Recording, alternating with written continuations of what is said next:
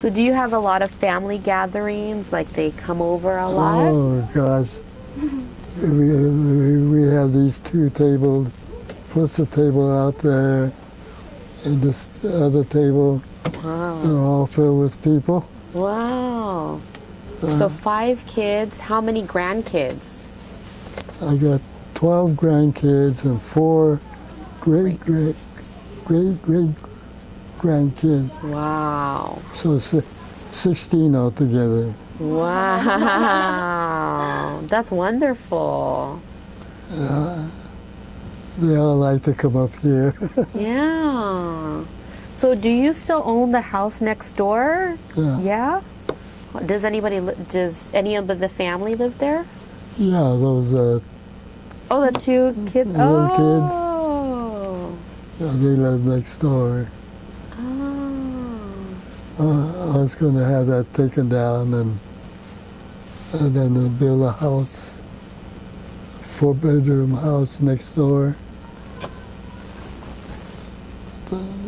That is, Janice was going to live there. And then one day, she said, "Hey, Dad," she said, "I got a condo." Got a condo? Yeah, in Burbank. And I said, "Well, what you going to do with that plan you got for this property next door?" She says, "Oh, I don't want that anymore." Yeah, I was gonna have a bulldoze, have them take all the plants and clear that whole lot. And I thought, oh, might as well leave it.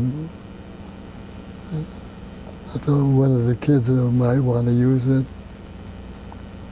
even though it's an old house. It's a roof over their head. Yeah. That's awesome. So we want to talk a little bit about how you see yourself. Do you see yourself as Japanese or Japanese American, or how do you identify yourself? Well,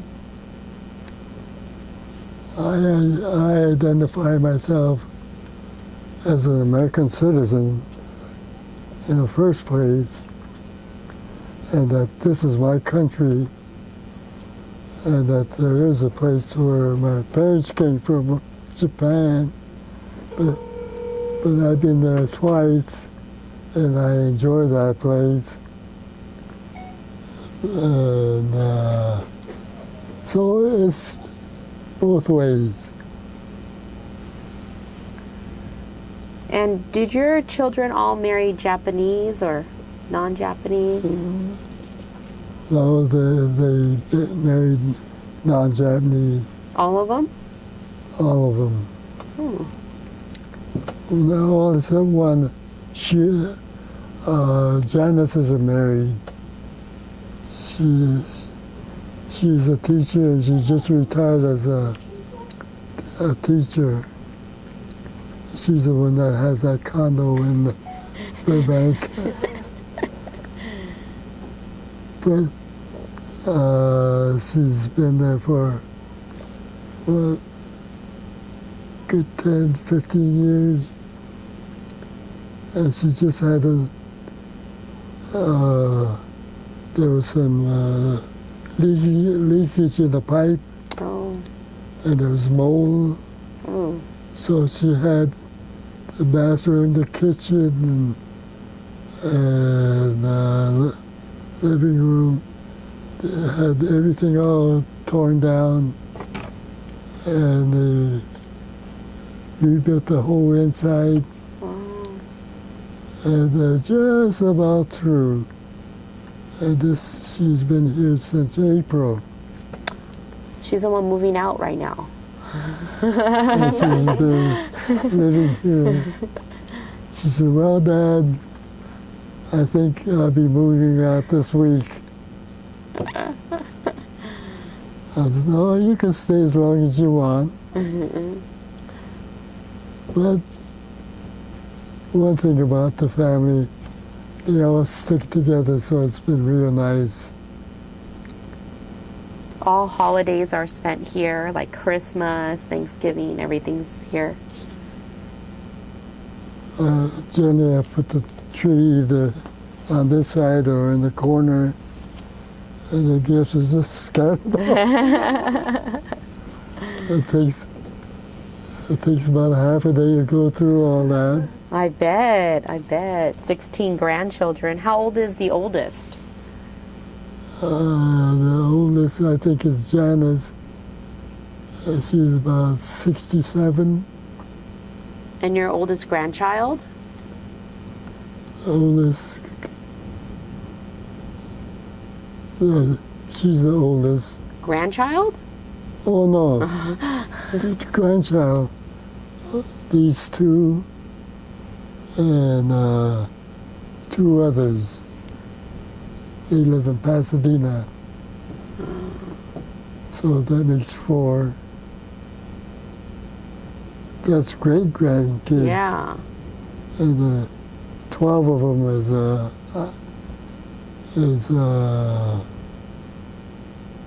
my daughter has 3 in Doherty and 2 in Burbank. And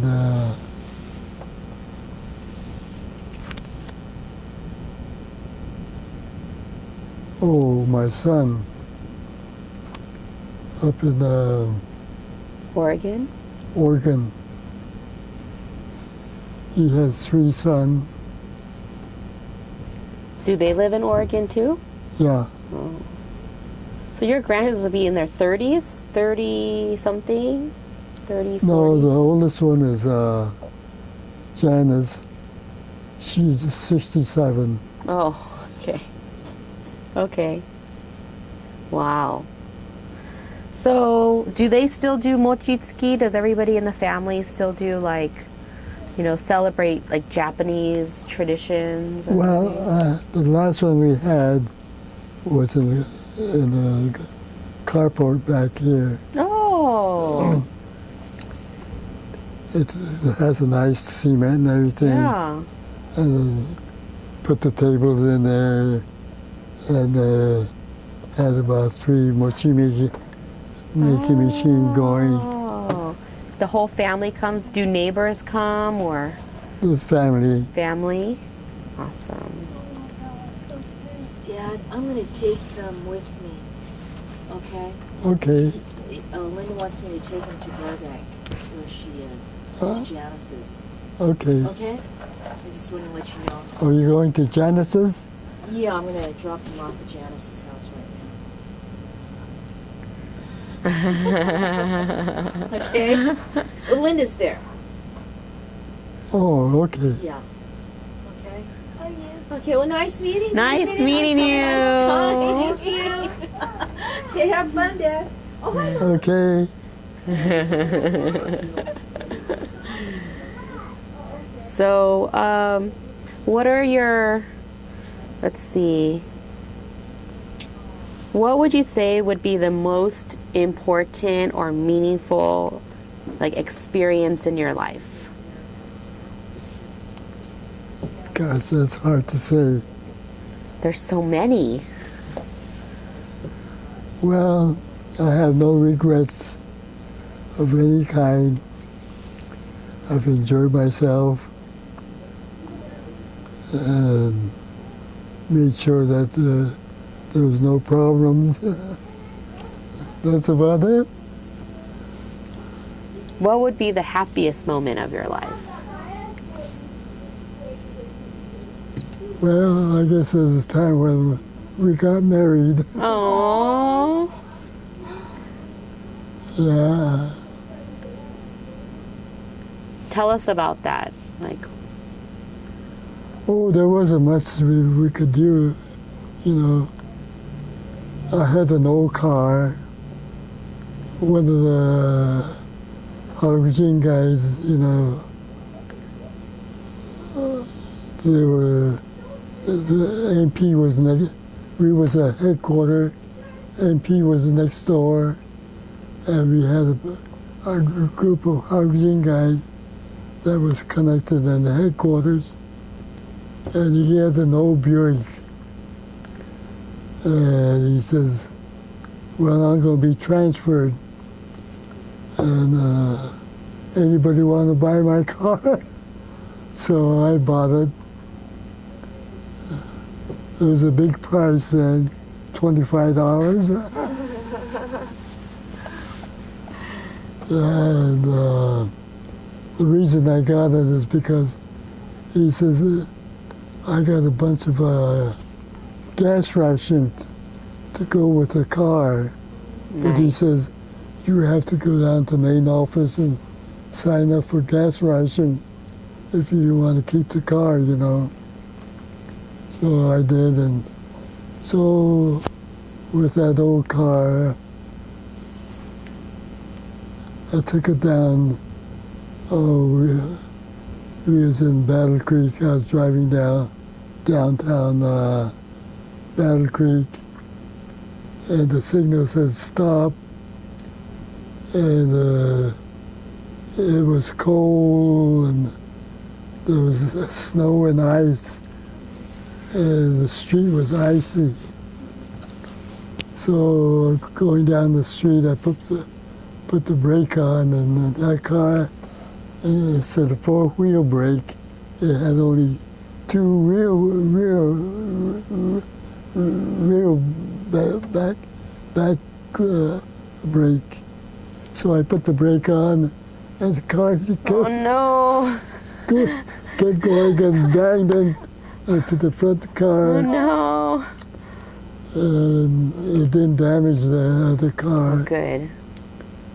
So I apologized and got off easy on that. But we had a good time going here and there, driving in that old car.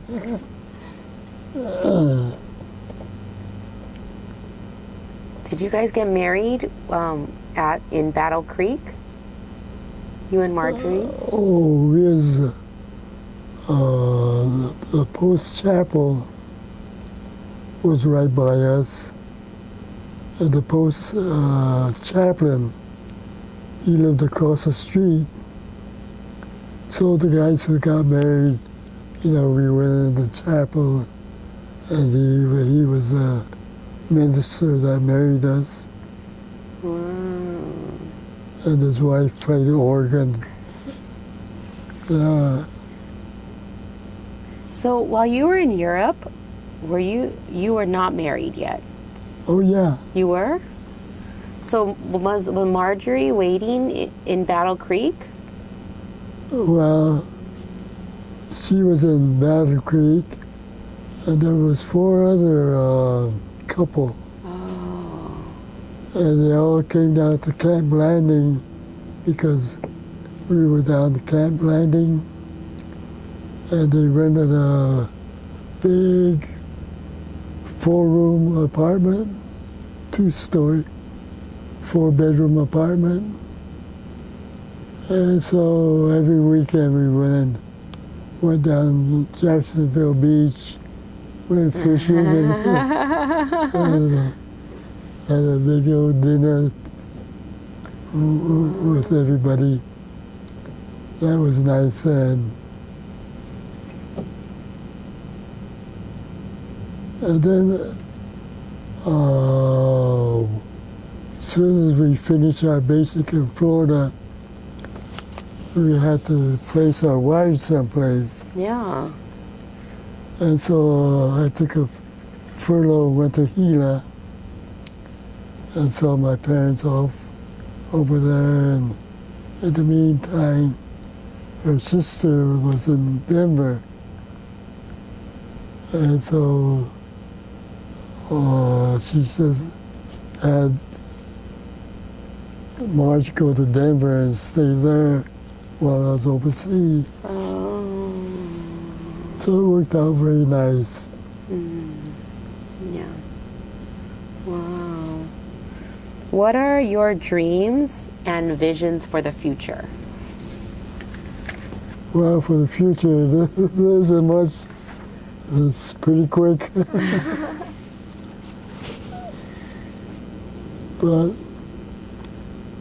I think I lived my life and enjoyed it because of the family and all, family and friends, and being with an organization, the VFW. We had a reunion every year, and we used to enjoy having this reunion. And I wasn't much with the 100-442, but I knew a lot of guys in there and used to attend that. So, all in all, I think I give Nisei's a lot of credit. We came back and like little Tokyo was taken over by the black. Mm-hmm. And as soon as people came back, they took the place back again. And to start from nothing, I think we all did pretty well to get back on our feet. So that's where my credit goes to a generation that had a rough time, but turned out to be real good. Well, I think all ethnic group was that way, like the Europeans who came over. Like you go to Michigan, there's a lot of French people, German people. You could tell by their names. And then especially on the other side of the lake, like Wisconsin, Minnesota, the Dutch people from Upper Europe, the Swedish kind of people. And then out here on the West Coast, the Asians. Yeah, reading about the group that had the roughest time were the Chinese. And I felt sorry for them. But they turned out real good. I guess that's because they got the brains. Yeah. Is there anything you want to add? Anything you want to tell us, more stories about? Anything? No, well, like I say, I lived a simple life. And that's as simple as I could get. Yeah. You lived an extraordinary life, Mitz, an extraordinary life. So thank you so much for sharing it with us. We really appreciate it. Well, a lot of it was during that period of when I was with VFW. I got to know almost everybody in the VFW, you know, and especially the Niseis up and down the whole coast. And we enjoyed ourselves having those reunions and things. And then there's one that's coming up for all the Niseis, the 100-442 MIS, the VFW American Legion, and all. They'll be meeting in Las Vegas this September. I think it's September or October. Each year they have a big shindig over there and enjoy themselves. Are you going to attend? I don't think I can make it. It's a little far. Mentally, I feel good and I like to go, but physically I don't think I can make it. Yeah, I was exercising a lot. And then when these golf games and the basketball and so on, baseball. I sit there and I watch this. I enjoy the sports, and I sit there without exercising. That really put me down. So my suggestion for the Niseis, do a lot of exercise. Not only Niseis, everybody. As long as your body's in good shape, you really enjoy life to the very end. Very good. Okay. Do you have anything you want to ask?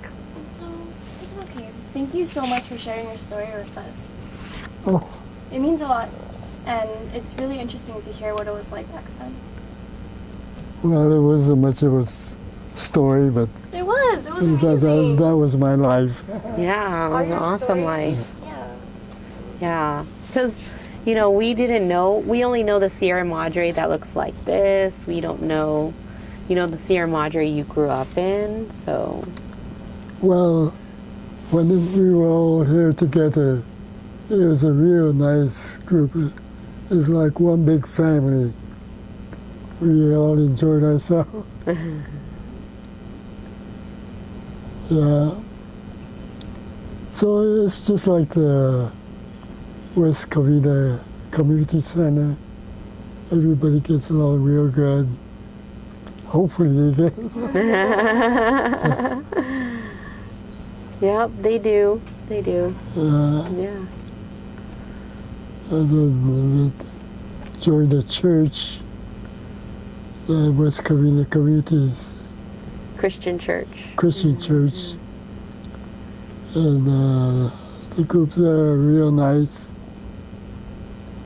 So Marge and I are having a real nice time.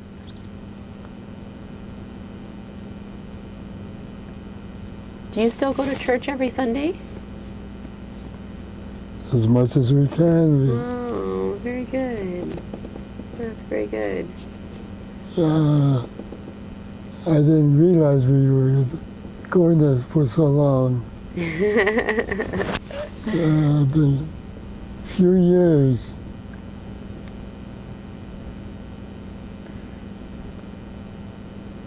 Yeah, I'd like to get back with the community center, but all the old people are gone now. No, there's some people still there. Some people still there. Yeah. Some people still there. But most of them who are there, I don't know who they are anymore. No. You know Tosh Asano? Oh, yeah. He's still driving himself to the community center. Oh, I thought his daughter was doing that. Nope. Well, Tina works with us. Tina works in the office.